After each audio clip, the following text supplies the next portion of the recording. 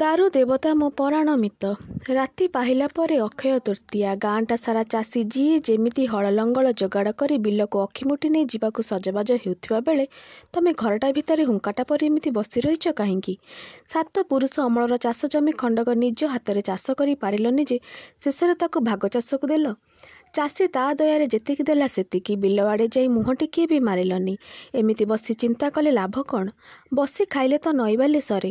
କୁଆଡ଼େ କିଛି କାମଧନ୍ଦା ନ କରି ଖାଲି ହରି ହରି ଭଜିଲେ ହରି କ'ଣ ଗୋଡ଼ ତଳକୁ ଆଣି ଖାଇବାକୁ ଯୋଗାଇ ଦେବ? ପର ବୁଦ୍ଧିରେ ପଡ଼ି ରାତାରାତି ବଡ଼ଲୋକ ହୋଇଯିବ ବୋଲି ଭାବି ଜଙ୍ଗଲରୁ କାଠ ଚୋରି କରି ଶେଷରେ ଧରାପଡ଼ି ଦଣ୍ଡ ପାଇଲ। ସାଇକେଲ ଖଣ୍ଡକ ଥିଲା ଯେ ସିଏ ବି ଜବତ ହୋଇ ନିଲାମ ହେଲା।